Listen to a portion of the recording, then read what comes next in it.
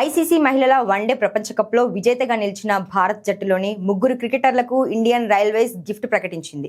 ఇంతకీ ఆ ముగ్గురు మహిళా క్రికెటర్లు ఎవరో తెలుసా?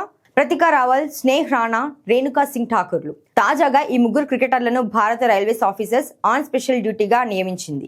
ఈ ముగ్గురు ఇప్పుడు గ్రూప్ బి గెజిటెడ్ ఆఫీసర్ కు సమానమైన జీతాలు, ప్రయోజనాలను పొందుతారు.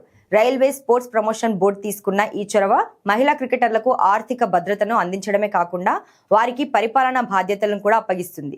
ఈ ఏడాది మహిళల క్రికెట్ ప్రపంచ కప్ను భారతదేశం, శ్రీలంక సంయుక్తంగా నిర్వహించిన విషయం తెలిసిందే. సెప్టెంబర్ 30, 2025 ప్రారంభమైన ఈ టోర్నమెంట్ ఫైనల్ మ్యాచ్ నవంబర్ 2న జరిగింది. హర్మన్ ప్రీత్ కెప్టెన్సీలో భారత మహిళా జట్టు ఫైనల్స్ లో దక్షిణాఫ్రికాను ఓడించి మొదటిసారిగా మహిళా క్రికెట్ జట్టు ప్రపంచ ఛాంపియన్ గా భారత మహిళా జట్టు నిలిచి చరిత్ర సృష్టించింది. రైల్వేస్ తాజాగా ఓఎస్డీలుగా నియమించిన ఈ ముగ్గురు భారత క్రీడాకారిణులు ప్రపంచ కప్ లో అద్భుతమైన ప్రదర్శనలు చేశారు. అయితే సెమీఫైనల్స్ కు ముందు ప్రతికా రావల్ గాయం కారణంగా టోర్నమెంట్ నుంచి నిష్క్రమించారు. ఆమె స్థానంలో షెఫాలి వర్మ ఎంపికైన విషయం తెలిసిందే. అయితే గ్రూప్ దశ మ్యాచ్లలో ప్రతిక అనేక చిరస్మరణీయ ఇన్నింగ్స్ లో ఆడింది. ఈ ప్రపంచ కప్ లో స్నేహ్ రాణా అద్భుతమైన ప్రదర్శన చేశారు.